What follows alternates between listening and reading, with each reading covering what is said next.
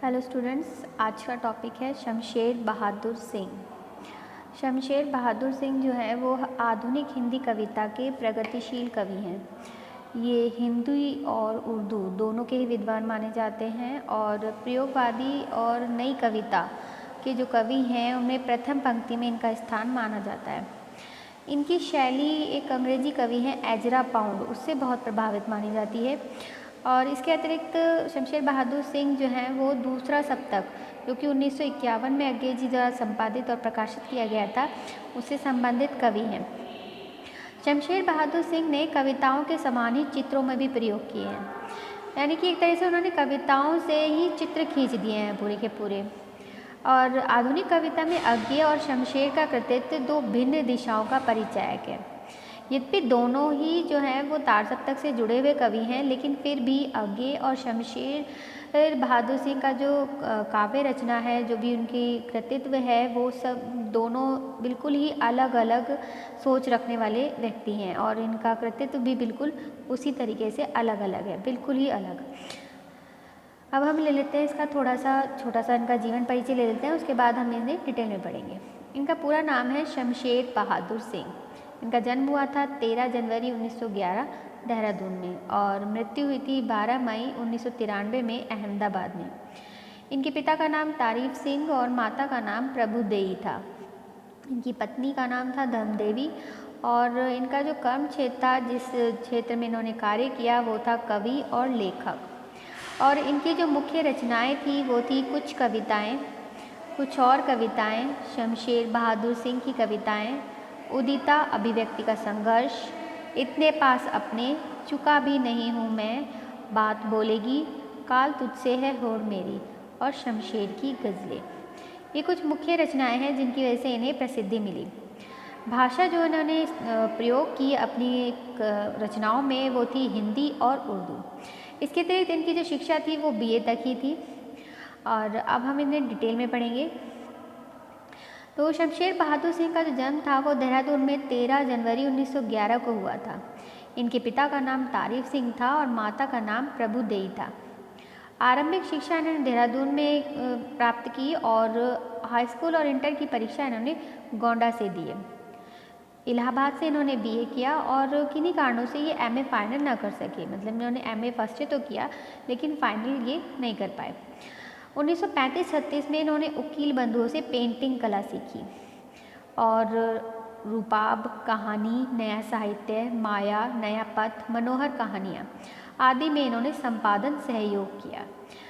मतलब इन जो पत्रिकाएं थी इसमें इन्होंने संपादक का कार्य नहीं किया, संपादन में सहयोग किया। कुछ एक में इन्होंने सहायक संपादक के तौर पर भी कार्य किया, लेकिन बाकी सब में इन्होंने संपादन में सहयोग किया।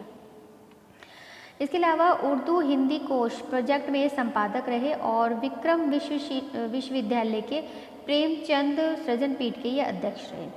और जैसा कि मैंने आपको पहले बताया कि ये दूसरा तार सप्तक के कवि हैं, अर्थात दूसरा तार सप्तक में इनकी रचनाएं प्रकाशित हुई। अब बात कर लेते हैं इनकी पुरस्कार और उपाधियों से संबंधित, इनको क्या क्या पुरस्कार प्राप्त हुए। इन्हें सबसे पहले तो साहित्य अकादमी पुरस्कार प्राप्त हुआ जो कि 1977 में इन्हें मिला था, और मैथिली शरण गुप्त पुरस्कार मिला जो कि 1987 में मिला। राष्ट्रीय कबीर सम्मान जो कि 1989 में इन्हें मिला। तो ये कुल 3 पुरस्कार थे जो इन्हें प्राप्त हुए। इसके अलावा इनसे संबंधित एक लेख भी इन्होंने लिखा, शमशेर बहादुर सिंह की काव्य भाषा में बिंब विधान, ये इनका संबंधित लेख था। अब कार्य क्षेत्र देख लेते हैं कि इन्होंने रूपाब में कार्यालय सहायक के रूप में, पहले जो मैंने आपको बताया था वो एक शॉर्ट तरीके से था, अब डिटेल में बता रही हूँ कि क्या क्या किस किस पत्रिका में इन्होंने क्या किस तरीके से कार्य किया। तो रूपाब में इन्होंने कार्यालय सहायक के रूप में, कहानी नामक पत्रिका में इन्होंने त्रिलोचन के साथ कार्य किया, और नया साहित्य जो इनकी पत्रिका थी उसमें बम्बई में कम्यून में रहते हुए इन्होंने कार्य किया, और माया नामक पत्रिका में इन्होंने सहायक संपादक के तौर पे कार्य किया। तो एक माया थी, जिस माया जो पत्रिका थी उसमें इन्होंने सहायक संपादक के तौर पे कार्य किया था 1948 से लेकर 1954 तक। इसके अतिरिक्त नया पथ और मनोहर कहानियों में भी इन्होंने संपादन में सहयोग प्रदान किया। दिल्ली विश्वविद्यालय में UGC का एक प्रोजेक्ट था उस टाइम पे, उर्दू हिंदी कोश, उसके ये संस्थापक थे, जो कि रहे लगभग 1965 से 1977 तक। अध्यक्ष रहे ये प्रेमचंद सृजन पीठ के, जो कि विक्रम विश्वविद्यालय में था। और इसके अलावा इन्होंने यात्रा भी की थी एक सोवियत संघ की 1978 में। अब बात कर लेते हैं इनकी रचनाओं के बारे में कि क्या क्या इन्होंने लिखा, कौन कौन सी रचनाएं थी जिनकी वजह से इन्हें प्रसिद्धि प्राप्त हुई। तो काव्य कृतियाँ पहले हम देख लेते हैं। तो काव्य कृतियों के अंतर्गत इन्होंने लिखा कुछ कविताएं, कुछ और कविताएं, शमशेर बहादुर सिंह की कविताएं, इतने पास अपने, उदिता, अभिव्यक्ति का संघर्ष, चुका भी नहीं हूँ मैं, बात बोलेगी, काल तुझसे है होड़ मेरी, और शमशेर की गज़लें। इसके अलावा इन्होंने गद्य रचना भी लिखी है, जो कि थी दोआब, जो कि एक निबंध संग्रह था, और पलाट का मोर्चा, ये कहानियाँ थी, और कहानियाँ व स्केच, शमशेर की डायरी, ये इन्होंने गद्य रचना की है। अनुवाद के अंतर्गत इन्होंने एक उर्दू के रचनाकार थे सर शायर, उनकी कुछ किताबों का अनुवाद किया, जैसे कि कामिनी और हुशू, और एक अंग्रेजी के भी एक कवि थे एजाज हुसैन, उनकी पी कहा का इन्होंने अनुवाद किया। और उर्दू साहित्य का इतिहास, षड्यंत्र, जो कि एक सोवियत संघ विरोधी गतिविधियों का इतिहास था, उसका इन्होंने अनुवाद किया। इसके अतिरिक्त इन्होंने वांदा वासिल वास्का, रूसी उपन्यास था ये, इसका भी इन्होंने अनुवाद किया। पृथ्वी और आकाश, और आश्चर्य लोक में एलिस, ये इनकी अनुवाद की हुई कृतियाँ थी। अब बात कर लेते हैं हम साहित्य में इनके स्थान के बारे में। साहित्य में जो इनका स्थान था वो मेनली गज़लों के कारण था। इन्हें जो भी इन्हें प्रसिद्धि मिली वो गज़लों के कारण ही मिली। ये एकमात्र हिंदी के ऐसे कवि थे जिन्हें गज़लों की वजह से इन्हें जाना जाता है। और इनकी गज़लें ऐसा नहीं है कि सिर्फ प्रेम पर ही आधारित थी, बल्कि इनकी गज़लें दोनों ही तरह की थी, समाज से संबंधित भी और प्रेम से संबंधित भी।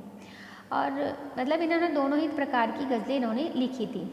समाज से संबंधित, यानी समाज से संबंधित का मतलब है कि जो समाज में उस टाइम पे कुरीतियाँ चल रही थी, या जो भी प्रथाएं चल रही थी, जो विश्वास थे, जो अंधविश्वास थे, जो भी समाज में उस वक्त विचार थे, उससे संबंधित भी इन्होंने गज़लें लिखी। और साथ ही प्रेम से संबंधित भी, क्योंकि ज़्यादातर जो गज़लें होती हैं वो माना जाता है कि प्रेम से संबंधित होती है, पर इन्होंने दोनों ही टाइप की गज़लें लिखी। और शमशेर को हिंदी का दुरूह कवि माना जाता है, मतलब कि थोड़ा सा मुश्किल, हिंदी में थोड़ा सा मुश्किल ये लिखते थे, जिसकी वजह से इन्हें दुरूह कवि माना जाता था। तो इनकी भाषा जो थोड़ी सी कह सकते हैं कि उच्च कोटि की भाषा थी, जिसे हर एक के समझने के बस का नहीं था, इसलिए इन्हें थोड़ा दुरूह कवि माना गया। और इनके विषय में गजानन बांधव मुक्तिबोध ने अपने विचार व्यक्त किए हैं कि सस्ती ख्याति के चक्कर में न पड़कर जो अभिव्यक्ति शिल्प तैयार किया, वह हिंदी साहित्य को एक अनूठी देन है। शमशेर निसंदेह एक अद्वितीय कवि है। तो ये जो बातें हैं, ये गजानन माधव मुक्तिबोध ने शमशेर बहादुर सिंह के बारे में कही, और उनके हिसाब से वो बहुत ही उच्च कोटि के कवि थे, तभी उन्होंने इस तरह की उनके साथ ये बातें कही हैं। और शमशेर जो थे वो हिंदी साहित्य के ऐसे अद्वितीय कवि हैं जिन्होंने हिंदी साहित्य में गज़लों को स्थान दिया। जैसे कि मैंने आपको पहले ही बताया कि शमशेर जो हैं वो एकमात्र ऐसे कवि हैं जो गज़लों के कारण जाने जाते हैं, और साथ ही सौंदर्यात्मक दृष्टि के कारण हिंदी साहित्य को उन्होंने नयापन भी प्रदान किया।